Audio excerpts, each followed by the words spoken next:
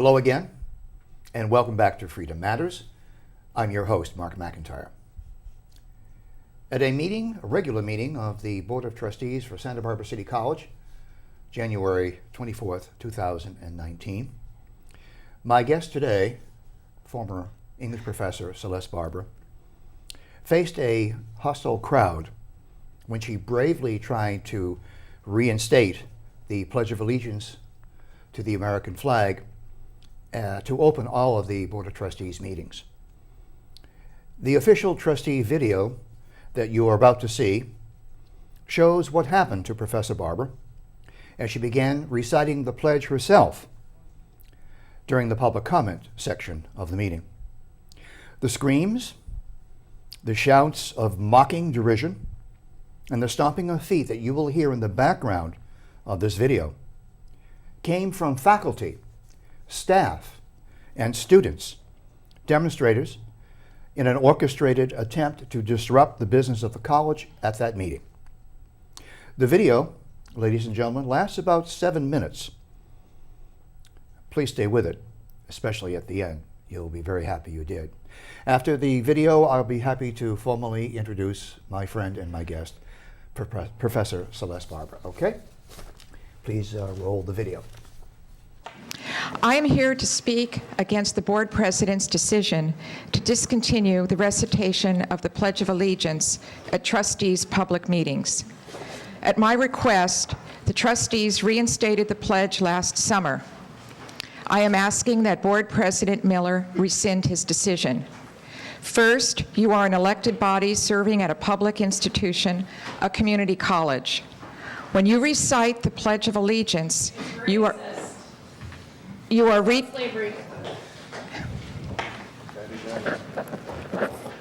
May I continue? Let's please allow the speaker to continue. At my request, the trustees reinstated the pledge last summer. Please stop the class. Please stop the clock until I can speak. Sir. At my request, the trustees reinstated the pledge last summer. I am asking that Board President Miller rescind his decision. First, you are an elected body serving at a public institution, a community college. We're free. When you recite the Pledge of Allegiance, you are recommitting your oath to uphold and defend our country's Constitution. Not treating everybody equally. For the record, I want the record to state that I am being interrupted. I am not being permitted to speak. I would ask that everybody please allow each speaker to have their say. Please continue. When you recite the Pledge of Allegiance, you are recommitting your oath to uphold and defend our country's Constitution. Secondly, no... White supremacy. Not slavery. And the founding fathers owned slaves. May I continue, sir? Yes, please continue. Secondly, no one is compelled to recite the pledge, nor are they forced to stand here when those words are recited by the body. I have never chastised anyone for that, nor have I witnessed anyone else do so for that matter. I don't like it, but that's one's constitutional right, isn't it? Where in the Constitution does it say that was to recite the Pledge of Allegiance? Point of order. Show me. Please allow the speaker to continue. Trustee Miller. I'm making Trustee use of my Nielsen would First like a Amendment point of order. rights. Excuse me, Ms. I'm so Barber. sorry. Yes, It's Trustee. hard to concentrate on what our speaker's saying. I move that until order can be established that this meeting be adjourned. This is disorderly and disruptive. This isn't ending anytime soon. Is there a Second. Every meeting we're going to be here. Trustee Miller, we can just recess as well for a couple minutes. But is there any discussion about the motion? Today we got time. Trustee Miller, another option would be to clear the room and allow only the media to stay. Let's address the motion. Is there any? Brown Act. This is a public meeting. You're disruptive. Is there any discussion on the motion? And it's adjourned. Trustee Miller, Yes, Trustee. I would suggest perhaps we recess for a few minutes and perhaps come back. I would like to see, Elected officials. I'd like to see if we can get through some more speakers before we have to recess. But I would just speak in opposition to adjourning. I don't think we need to adjourn. As I said earlier, I want us to get through everybody's comments, and I'm asking for everybody in the audience to help us do that. Is there any other discussion about the motion? All those in favor? Aye. All those opposed? No. No. Okay. I would just like to state that I'm not saying anything inflammatory.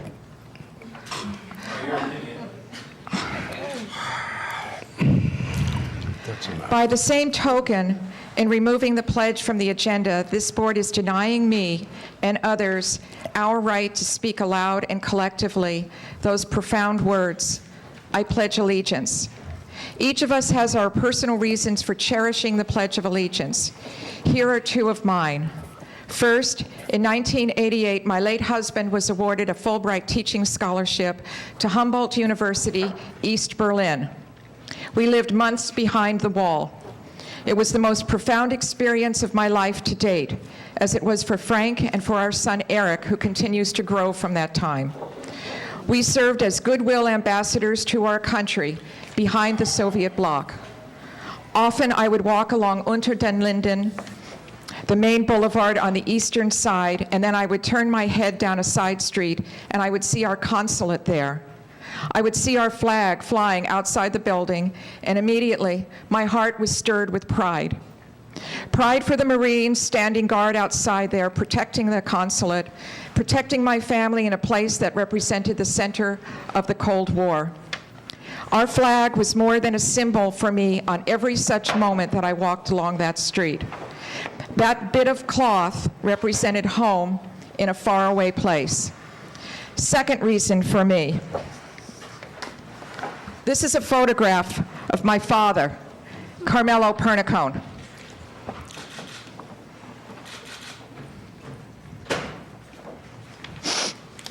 In late December 1944, he took a German bullet in his lung. He lost 2 ribs as a consequence and very nearly his life. He fought in the Battle of the Bulge, receiving a Purple Heart and Bronze Star for meritorious achievement. After the war, my father studied to become an engineer in optics. Although his career was primarily in defense and aerospace satellites, he also designed the camera scope that is today used in colonoscopies. Yes, 30 seconds remaining. That's because I had timed it at 4 minutes. I was forced to stop. I think we stopped the clock. No, I timed it at home. It was Okay. 4 minutes. Well, please continue.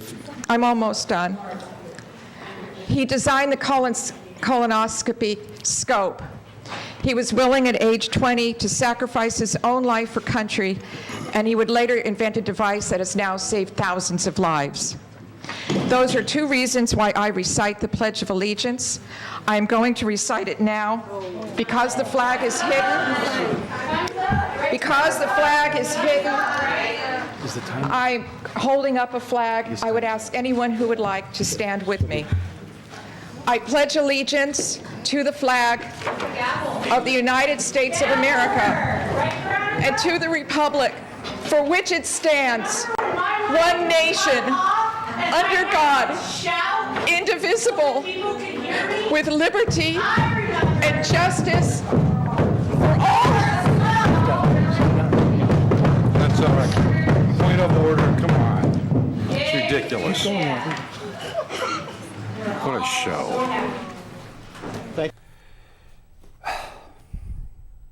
That was disturbing.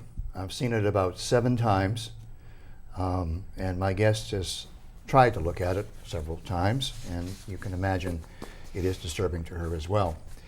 But now we shift gears, and we want to formally welcome my dear friend, my fellow classmate of 1995. We joined the faculty at Santa Barbara City College together. During this period of time, Professor Barber has been an exceptional teacher, influencing thousands of lives and teaching them some of the fundamental values and principles of freedom that we cherish today. Celeste, I want to welcome you to the show. It's so good to see you. I'm sorry to put you through that again, but I really wanted the audience to see the cost of freedom when people stand up. I agree. Yeah. Let's start with that. We try to start each show with asking the guest to share with our audience your fundamental principles and values of freedom. It's all yours. Okay. Well, in thinking about freedom over the years, I think I'm like most Americans. I've always taken our freedoms for granted. And by that I mean that I've never really been consciously aware of it in the way that we're not consciously aware of breathing.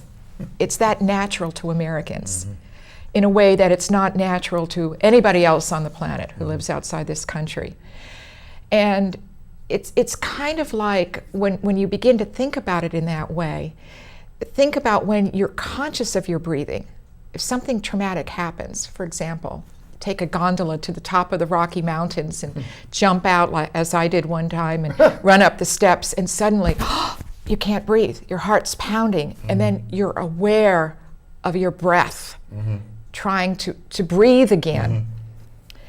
And that experience of freedom first happened to me in 1988 when my family and I traveled to East Berlin, East Berlin behind the wall. And I came to understand what freedom meant for me as an American because I could experience it inside a communist country. For us, freedom is the freedom the freedom to fail, the freedom to read whatever we choose, the freedom to sit here in this studio and speak with you. Whereas in East Germany, German Democratic Republic, it's freedom from. Freedom from homelessness, freedom from hunger, freedom from being confronted with ideas that the government is uncomfortable with, that sort of thing. So I've always, since that time, since 1988, been conscious of how special freedom is, until 4 years ago when I had that breathless feeling again of, stepping out of the gondola and I can't breathe. And that happened on our campus. You were there 4 years ago in spring when the art department created a teepee, a colorful wooden teepee. They erected on West Campus, and I saw it on Friday when it was erected. It was lovely. It was all wooden. It had colorful panels. It was beautiful. And I remember thinking, I'm going to bring Henry and Charlie here next week, my grandson. By Sunday, the college pipeline email was a Twitter, before Twitter, I suppose, about this teepee. And then it was either Sunday night or Monday, then college president Lori Gaskin issued a profuse apology about the teepee, and what's going on here? And I came back to school and the teepee was gone. And we all know what that was about. Your viewers may not be, but one person who claimed to be Native American was offended by it. He got together a group of his supporters, including faculty. They met over the weekend with the students and their art teacher, who, by the way, had erected this in mid-semester. Lost in all of this was the reason for it. It was designed to stay up for 3 weeks during midterms as a place of respite, where students who are experiencing the stress of midterm exams could go and relax. It was a gift to the students. It was dismantled. There were apologies given. And then I waited. I waited for someone to come out and say, wait a minute, First Amendment. This is a violation of the First Amendment on a public college campus in the United States. And nobody said anything. I always wait 24 hours. And then I got on Pipeline and I emailed out. And I think I was the only person, there may have been a few others, but I'm pretty sure I was the only person who spoke up for those students, their professor, and our right to be creative, to create art, and not have it dismantled. And that has stayed with me. I'm still angry about it, and it has stayed with me ever since. And I don't believe I will ever stop being aware of how precious our freedom is Did you ever again. Did you get a sense at that time that there has been a major shift in higher education away from the open freedom to express controversial notions and the power of just a single person claiming to be offended by somebody else's expression of freedom was changing the whole climate? The culture of education was changing. Did this occur to you? Absolutely. I call it the tyranny of the minority voice. I don't mean minority as in minority ethnic group, Right. but the tyranny of a single voice, which seems to turn our Bill of Rights on its head, because of course the Bill of Rights, those first wonderful 10 amendments, were written to protect the individual citizen from the tyranny of the government. Remember, our founders were fearful of government. Yes, yes. They didn't really want to have to No. create a government. No. And so that was their gift to us, to the ordinary people. And now suddenly we have individuals who seem to be usurping these liberties that we all enjoy. And it's not based on law. It's not based on reason. It's based simply on, this is how I feel. Now, these are students who are invoking I call it the feeling axiom. Students, but where do these students get this idea? They don't come up with it themselves. I mean, I don't think. No, they don't. No, and so where do they get this idea that they have the right to stop everybody else's exercise of freedom because they perceive themselves as being offended? Who teaches them this? The teachers, our colleagues. But also the parents, right? I mean, I don't know about that. Yeah. I don't know that I entirely agree with that. Good. Unfortunately, the parents, too often, they're too hands-off. I wish that more of our parents of college-age children would understand that they still, well, they're not children, but they're not yet adults. College is supposed to be that sort of transition period between, living at home with mom and dad in childhood and actually being thrown out of the nest. So they aren't entirely free yet. And I wish more parents would be engaged with what's happening with their young people on campus. What kind of courses are you taking? Visit the campus, look at their syllabi, see what they're reading, question what's going on there. When you and I first joined the faculty at Santa Barbara City College, she in the English department and me in the philosophy department, that's 23 years ago, going on 24 years ago, with Peter McDougall. And as people come up to me and ask me about my experience, my 23 years, and I'm sure it must happen to you, I respond to this parent issue by saying, I think the parents have taken their eye off the ball. I think they were too busy with other things. We had a marvelous college when it was under the auspices and the direction of the old Board of Trustees. Old in both senses of the word. They were older people, but they were preserving traditional values and principles that everybody could agree on, not just one side or the other. And Peter McDougall, I mean, he certainly had his criticisms, but he supervised a very fair and just administration of opposing views are welcome. And he made that very clear, especially after 9/11. When there was a lot of controversy.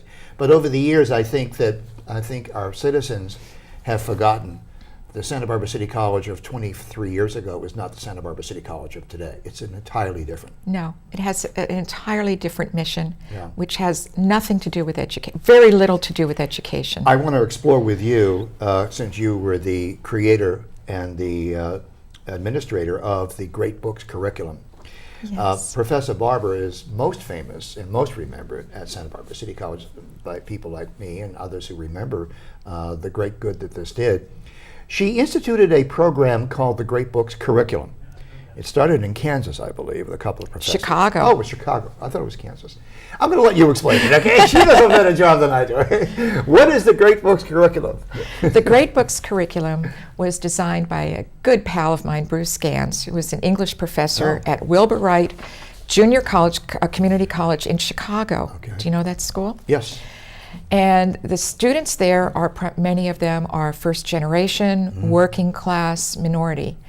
And he had been concerned that because of his students' backgrounds, that they had not become familiar with the great works of Western and world culture. And he thought that they were missing out on something, that these ideas, these values are so important. You know, it's part of our DNA. It's what makes us what we are as modern people. And he felt that they were being cheated. So he created the Great Books curriculum, and it can basically be any course on campus, not simply English, history, philosophy, but the sciences, mathematics. The only requirement is half of the readings, at least, must come from the core reading list. Most of the time we think of that University of Chicago, the canon, the canonical works. The other half could come anywhere else, popular literature, for example. And the two sets of readings are linked thematically through the themes of justice, Or rite government of or passage. civilization Yes, or anything of yes. that nature. You In think my of the case, great it was enduring philosophy. themes. In my case, when I adopted it in my class- Consciousness. Truth, God, truth, goodness, beauty, the basics that we discuss in philosophy. And I heard him give this talk. I was at a conference in Washington, D.C., and I was just overwhelmed by it. I thought, we need this at City College. Yeah, we did. We do. So I took it back to my dean, Jack Ullum. Oh, Jack Ullum. Okay. Jack Ullum. And I asked if I could do it, and they said I could, but no budget. Zero budget. Zero budget. Zero budget. How were you supposed to operate a program with no budget? I did. You did? I did. They gave me a little bit of money for photocopying. Oh, okay. And you I got that piggybacked- anyway, yeah, by the way. I did. And Wow. I ran with it. And then eventually, the last 5 years I was there, I was the recipient of an APGAR grant, $24,000 a year. Wow. Yeah, our former vice president didn't think that was much, but what I did with that $24,000 a year, and it was wonderful. We worked with the local high school, Santa Barbara High School, Middle College. I brought in lecturers. I hired actors. Every year we would have one great read, and it wasn't Orange is the New Black. Right. It was The Odyssey, Antigone, readings from Plato, and one book, and we would just build a fall program around that book. Fabulous, fabulous. I was so proud of that program. The one disappointment I did have was that I had always wanted that program to be picked up by teachers in the MET program in English, which, as you know, the MET program really targets primarily Latino students, marginalized students, and I thought that they would benefit from this. And I did speak to those faculty several times in meetings, and they always resisted. They just refused. And I thought, boy, that's just a damn shame. The greatest benefit that I learned from my students, because I would interview my students, how are you doing with the Great Books curriculum? And they would say, because I never imposed any testing with them. I let them read what they wanted to. I gave them the syllabus, I gave them the reading list, and then they were free to roam around. All they had to do was to tell me which readings that they were doing. That's all I asked them to do. If they wanted to submit a report, I would give them a grade, but they weren't obliged to. And the one common thing every student that I asked that was in the Great Books curriculum program with Professor Barber was it taught them how to learn on their own without me. Yes. And yes, that's what an education, in my understanding of things, is that we go to school not to be a perpetual slave to a professor, but rather to be a free individual that has a robust life of ideas. I used to tell my students on the first day of class, I would say, I'm not here to give you the answers.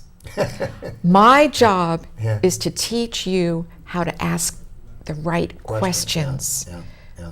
I know that sounds cliche, No. but that's what I wanted them to do, to be able to question, to have an open mind, and to open themselves up to new experiences, not just to be confined to read what is about their so-called limited world. Yeah.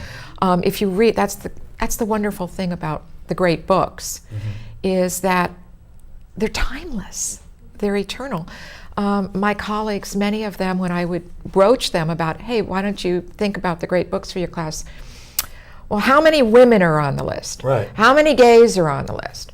How many African? And it's like, oh, bean counters. And they don't understand. Yeah. Read Antigone. Right. Read Antigone. Right, right. Well, you're bringing up a very good point. I just wanted to loop back for a moment. You wrote your book with your son Eric when you were behind the wall, so to speak, in East Yes. Germany. And it had a profound impact on you. I've read the book, and I encourage other people to get the book. What's the title of the book again? I forgot what the title is. Ghosts of East Ghosts Berlin on East Berlin. Amazon. Right. I just had a brain aneurysm. It's a mom and son venture. and we timed it with the 25th anniversary of the wall coming down. Yes. So Yes. it was a project Eric always wanted to do. Yeah. So I Yeah. bit the bullet and I did it, even though I was teaching an overload that semester. Right. Now that experience, together with the great books curriculum experience that you had, obviously has disturbed you, has disturbed your sleep, as the saying goes, because you're seeing, as I did, both of us were seeing the education, the standards of practices of education shift from competency and literacy and logic and evidence to feelings. Yes. And it was palpable. We could feel it happening at every what they call them in-service faculty meeting at the beginning of every semester. We're all herded into the auditorium, the gymnasium. We're all herded into the gymnasium, and we are waterboarded and we are brainwashed by a social justice activist agenda, which we are then told that we should integrate this into our classes. I was horrified. I was just, what you're telling me that I have to be aware of how many black people I have, how many Latinos I have, how many. I don't know if anybody's gay in my class. I don't ask. I don't care if they're gay. I don't care if they're. I don't really care.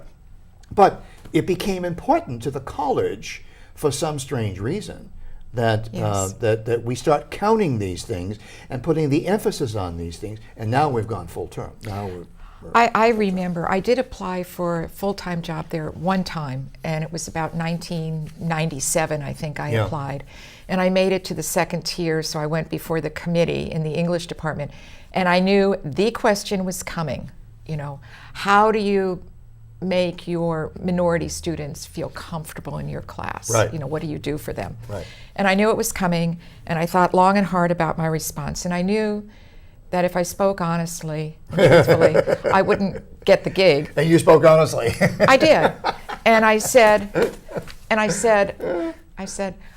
I treat everybody in my classroom the same. And I did. And you didn't get the job. And I didn't get the job. Right. But I live with myself. Right. So I've experienced this too. And I still work there. Yeah. But for a pittance. Right. I can remember this too. I can remember my most recent department chair lecturing me and scolding me because I wasn't making an effort to drive a welcome wagon. I didn't know that my responsibility as a professor of philosophy was to drive a welcome wagon. Oh, are you welcoming in my? Do you feel welcome in my class? Oh, how about you? Do you feel welcome in my? What can I do to make you feel? Here, have a basket of fruit. I mean, it's insanity when you think about that professors of philosophy, they're now supposed to be police officers, probation officers, psychiatrists, psychologists, and welcome wagon drivers. It's just. It just boggles me. Well, I made them feel welcome. And the way I made them feel welcome is every day I stepped into that classroom, I was happy. Yeah. I always had a smile on my Yeah, you face. did. I had a little table in the front. I would sit. You're not allowed to sit on tables, but I did. Swing my feet back and forth. And I was cheerleader for whatever we were reading. Right. And I made them feel welcome because whatever we were reading, every student in that classroom knew from me that they were capable of reading that book, of understanding whatever challenge I threw at them. I knew that they were capable, and I treated them with respect. I always did. I love teaching. The one thing I miss, I've been retired 4 years, I miss being in that classroom. I loved my students. And you know, all those years, I never had a student complain about me not respecting their feelings. right. I don't blame the students. No. The students are being force-fed this garbage, and they're being harmed. They're being handicapped for life. Yeah. And I believe that. Yeah. Our most vulnerable students, many of them first generation, are being handicapped for life by this coddling. Treat them like the young men and women they are. Now, we've got about 26 minutes left on the show. Believe it or not, this is going very, very quickly, but it always does. I want to swing right now into something that's near and dear to your heart, and it's called the Constitution of the United States. This is, after all, Freedom Matters, and we are Yes. dedicated to helping people understand the Bill of Rights, at least the Bill of Rights. There are 27 amendments to the Constitution, and Alex Madagian and I actually did a podcast where I went through all 27 amendments, and he questioned me about, what's this one, and I got them all right, thank God. But you, let's turn to this Pledge of Allegiance thing. A lot of people have asked me, well, why in the world did Celeste Barber go to the trustees? I think it was in July. May. May. It was in May. It was in May And 1st. you gave every member of the board of trustees a copy of that. Show that to our camera. There you go. There it is. you go. And she keeps this with her, and she gave everybody a copy. And of it's annotated. Oh, yeah. I'm an English teacher. It's Right, actually yeah, annotated. Why did you do that? Why did you bring copies of the Constitution of the United States to a Board of Trustees meeting? Because it's under the gun. It's being threatened. How so? Perhaps more threatened than it ever has in our history. You know, as I said, that difference in freedom for me in East Berlin and here. Yeah, The different. difference, freedom but that's from, that's freedom to. Yeah. that's a different country. I love that distinction. Yeah. This is happening in our country. Fellow Americans are now arguing, debating that the Constitution is no longer relevant. It needs to be updated, improved, Evolved. evolved, Yes, evolved, I love the word evolution. evolved, Yes, evolution, Yes. devolution. As though every change is a good thing. And I'll tell you, I heard recently somewhere that somebody actually argued that all we really need are the first 10 amendments. Everything else is pretty much redundant. And I've thought about that idea appeals to me because I treasure the Bill of Rights, Yes, the first so do 10 I. amendments. And for me, the first one is the most important one. It's the foundation. It's kind of like Moses and the 10 Commandments. You've got that first commandment, you know, hey, buddy, Right. there's only one God, I'm in and I'm charge. it, and I'm charge. it, and I'm in charge. And if you don't have, and if you don't respect Yeah. and understand that First Amendment, nothing else matters that follows. Right. And we used to talk about the Second Amendment, you know, Right. being the big threat is to the First Amendment. Well, I believe that the Second Amendment was written so that nothing happens to the first. Of course. And a side story, years ago, I used to be in favor of gun control. Your listeners, your viewers should know, I was once a Democrat. So was I. Yeah. I left the party because they were no longer my party. And Yeah, that's you very have that in recent. common with Ronald Reagan and Charlton Heston and Mark McIntire. Three notoriously critical people. And in fact, the Democrat Party is no longer democratic. well, even Nancy Yeah. Pelosi is feeling the Democrat She Party is. slip away She's- from her. Good for her. She deserves it.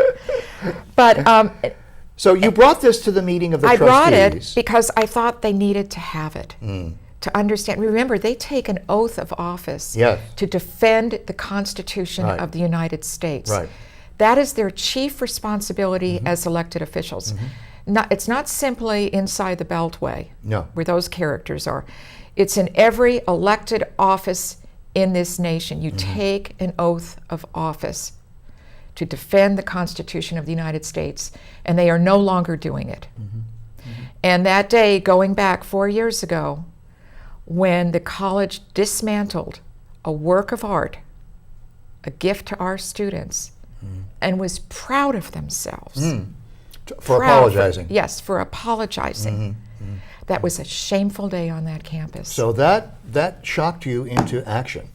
And how was this received? Did every member of the board actually take the Constitution, or was some left on the table? No, they all took it. They took it? They all took their copy. Okay. But I heard that other people who were there were not happy. Right. Because of what I said and did. I was talking about the First Amendment that day and voices being silenced on campus.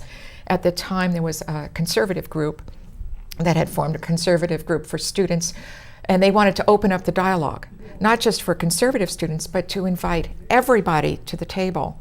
And I was this the Critical Thinking Club Yes. that Alex Yes. Madagian started? Yes, and I was there to Our man in D.C., folks. And I was there to remind everyone about the Yeah. First Amendment. And a friend told me who was there as well, said, well, somebody in the audience, a young woman said, she is so triggering me. And since when Does the does Constitution the Constitution trigger anybody? And then, of course, I triggered them madly on January 24th when, oh, goodness gracious, I recited the Pledge of Allegiance. Now, what prompted you to actually push for the pledge to be restored? Because it does have a history.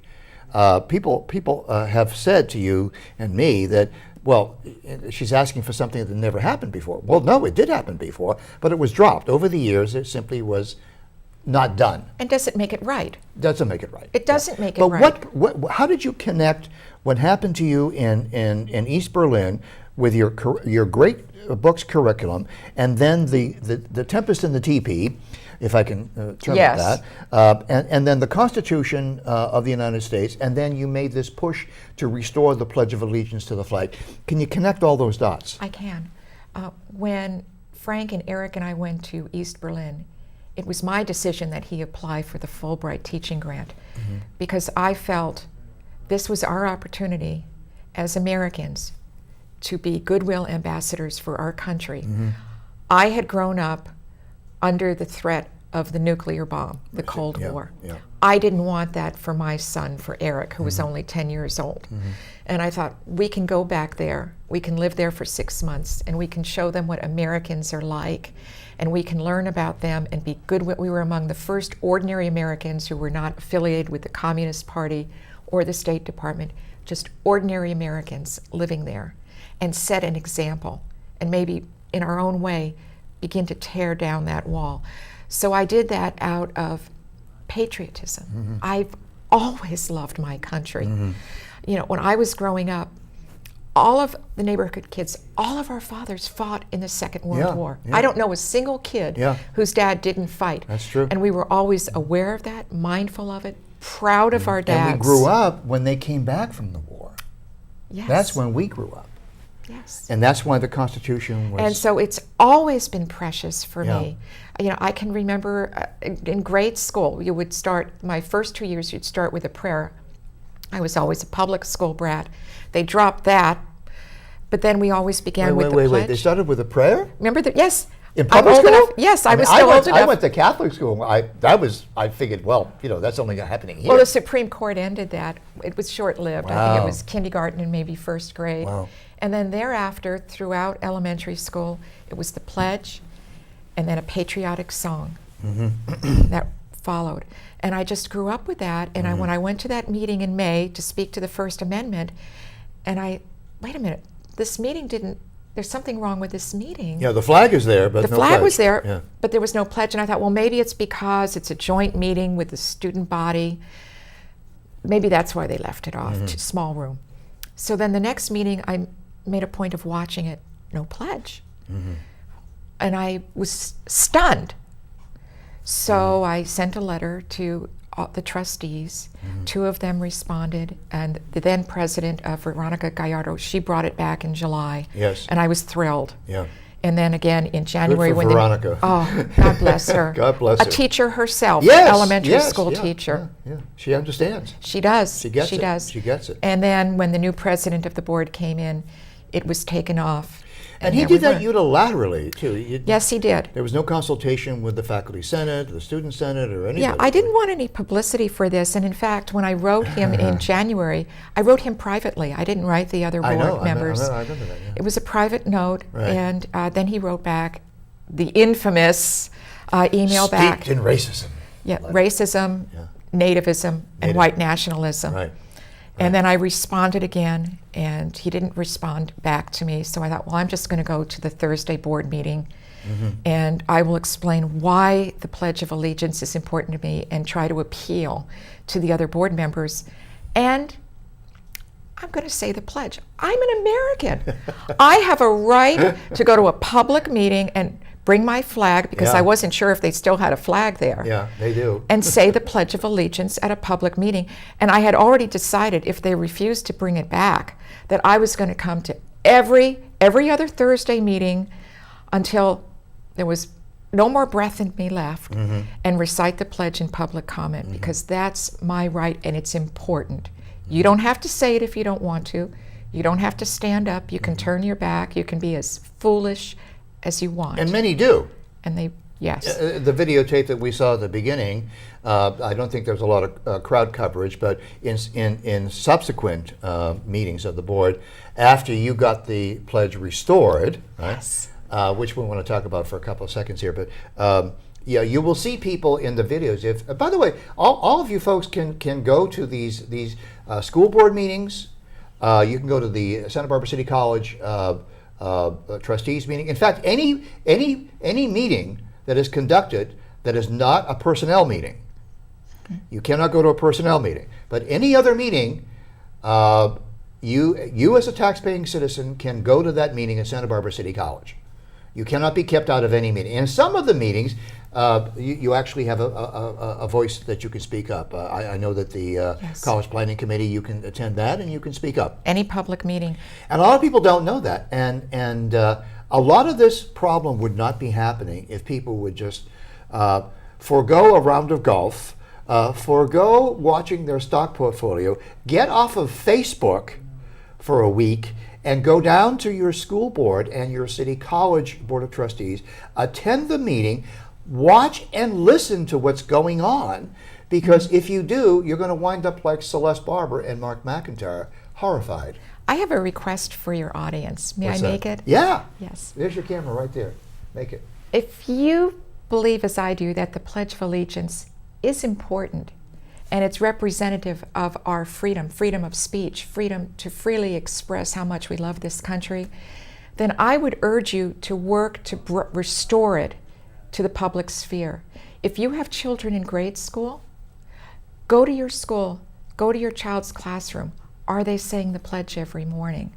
If you belong to the Rotary Club or the Women's Club or the Elks Club or any other club, does that organization recite the Pledge of Allegiance at the beginning of a meeting? As Americans, that's a small thing to do, but if you allow it to be taken away from us, you never get that right back again. And it's important. It matters. This country matters.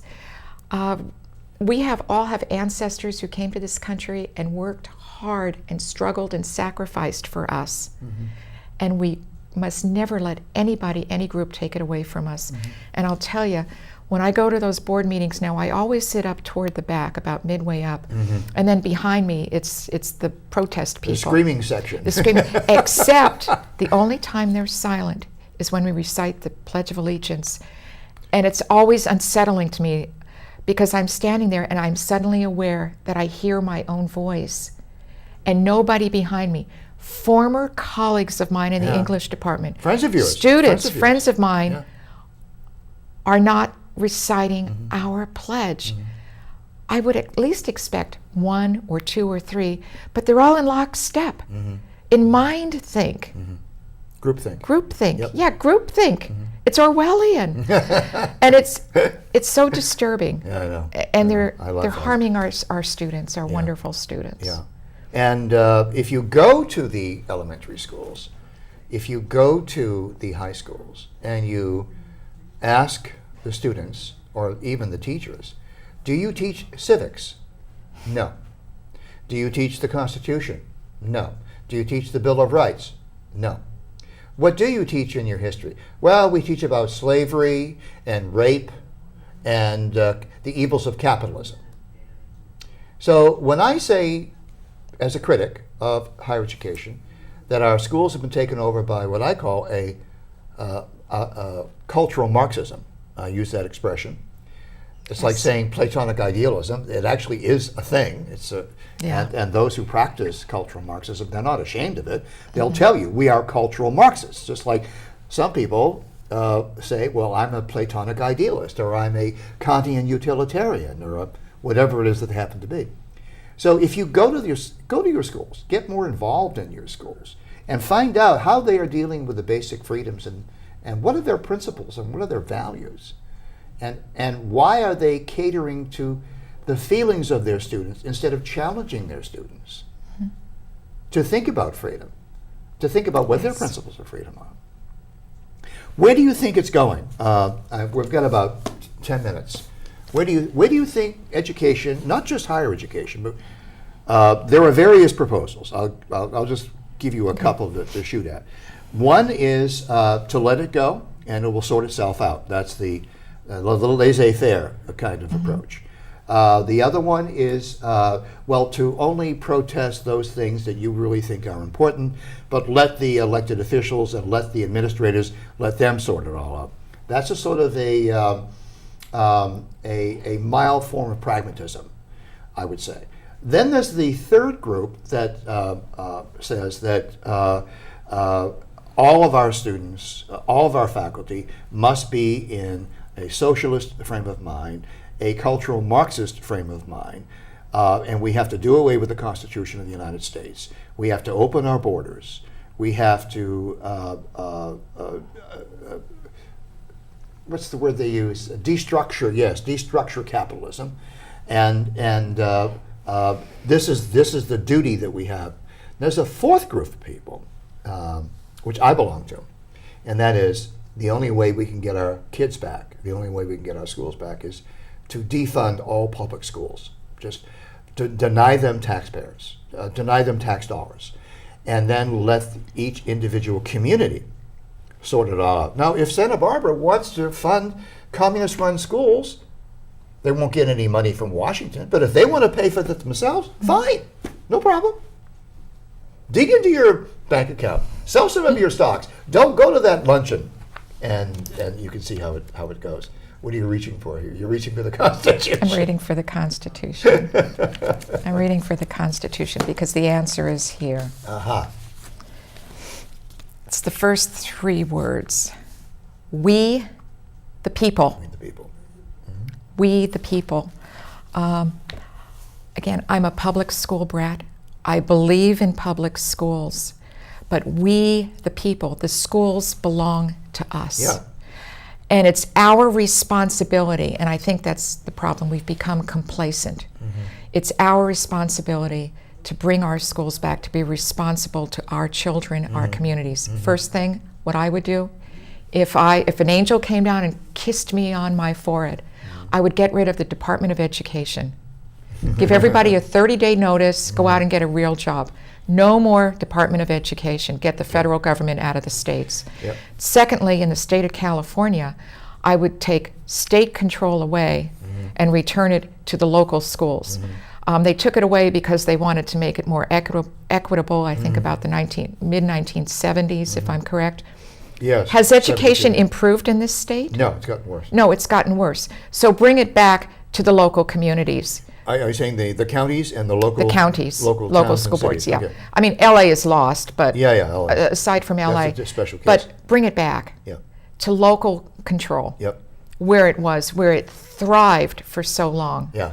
And it became the envy of not only the United States but the envy of the world. We had in California in the late '60s, early '70s, before Kent State, and before Jesse Jackson marched across Stanford campus shouting, "Hey, hey, ho, ho, capitalism's got to go." And then they destructured the core curriculum. I probably don't know this, fellow Santa Barbans, but in 1972, after Kent State, after the Jesse Jackson whole kerfuffle, the liberal arts core was gutted. It used to be you could not get a liberal arts education degree unless you took a course in philosophy, especially logic. You had to take a course in American history, a course in Western civilization, and a course in literature, and a language, a foreign language. There were 5 elements to the core. Yes. They also, I think, had a mathematics requirement, but nothing They did. beyond algebra, nothing beyond that. Now, after 72, the students decided what was going to be in the core. So if you were going to major in history, you never need to take a class in American history. We have a PhD at City College in the history department that has never taken a course in American history or Western civilization. So they don't know what's in the curriculum of the great books. No. program. And as we sit here and speak, Cal State University system is considering removing one of the 2 requirements for history, taking 2 courses in history, 6 Yeah. units of history. They're actually debating that now, making it just 1 history class. Any One history. history class. So it could be the history of Samoa. I suppose, but just 1 history class. Cal So State, no Western Cal State Civ- what? Cal State, all the Cal States. Oh, the whole Cal The State whole Cal system. State, yeah. And I was reading about it recently, and of course it begins, rather innocuous. Well, we're just talking about it, Yeah. thinking, how does it feel? And that's how it begins. And then in short order, it goes from, well, we're just talking about it to suddenly, it's written in stone. Right. There are 2 state initiatives, laws that were signed by Jerry Brown that go to the restructuring of the curriculum for our K through 12. One of them is that it's going to be mandatory now that every student, in order to get a high school diploma, you don't have to take a class in the Bill of Rights. You don't have to take a class in Western civilization. You don't have to take a class in the Constitution. No, but you do have to take a multicultural class. That's now a state mandate. Okay? So now that has become the holy grail of education. Why? I've never had it explained. The second one is even more pernicious. Alex Madagian did a whole article he published yesterday, and this is the beginning in kindergarten. It is now state mandated. It goes into effect in this May. It goes into effect that strangers are going to be teaching kindergarten students about sex and how to have sex and how to be cross-gendered and how to be gender fluid, as they say, and how to negotiate sex. Kindergarten students. And I say the way to counter that is for parents, grandparents, community members to stand up, go to those schools, and tell them no. Join the PTA, go to the classroom. If that's what they're doing in your child's classroom, you get that kid out. Remember, they get ADA funding.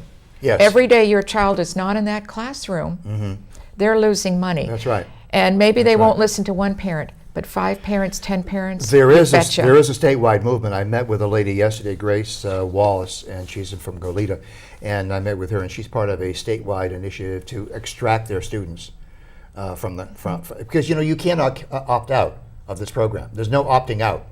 For religious reasons or conscience reasons or any other reasons, you cannot opt out. You have to send your kindergarten student. No, you don't. Well, I'm saying No, you don't. This is not right. East Berlin Right. in 1988, Right. Mark. Right. This is the United States of America. We still have this. We still have rights, and we can walk out. And that's not a conservative thing. No. That is an American thing. I'm a liberal. I stand here as a liberal, a moderate liberal.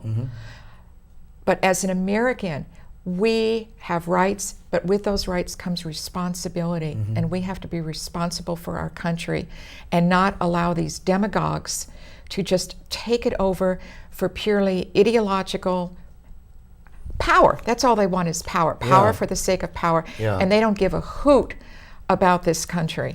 Yeah, it used to be when I was a liberal Democrat and you were a liberal Democrat under the Kennedy and Hubert Humphrey and Lyndon Johnson. Truman. Truman, yeah. That's yeah, my guy. Yeah, you're a big Truman advocate, aren't you? I'm a Truman I baby. like Harry. I like Harry. I- Give him Hell Harry. Give him Hell Harry was the first one-man show I ever saw. You know what? The story I always loved about Harry Truman was when his daughter Margaret Oh. had that ill-fated. She was criticized by the New York yes, Times. her performance. Yes, she played the piano, and she was criticized Yes. by the Times critic. And what did Harry Truman do?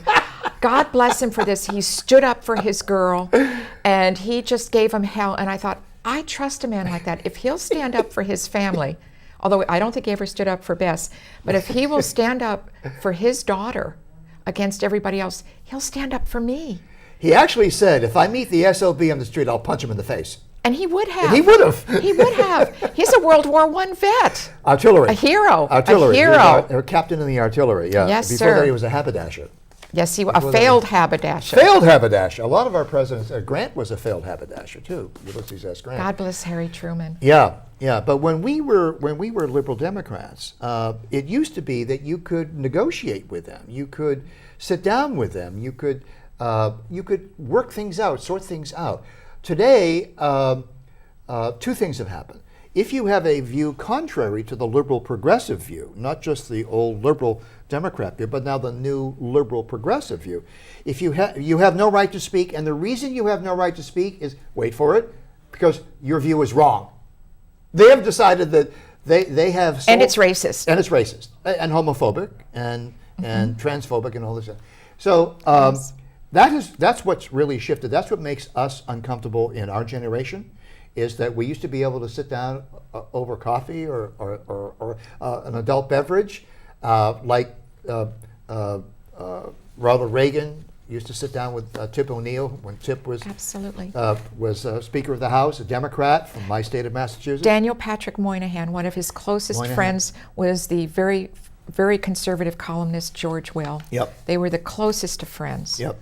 And in fact, both sides of the aisle, they would get together. I want to over thank bean Celeste soup. Barber for being our special guest today, and I want to remind everybody, Herodotus, the founder of what we commonly call history, records that the people of Asia fell under despotism because they could not pronounce the word no.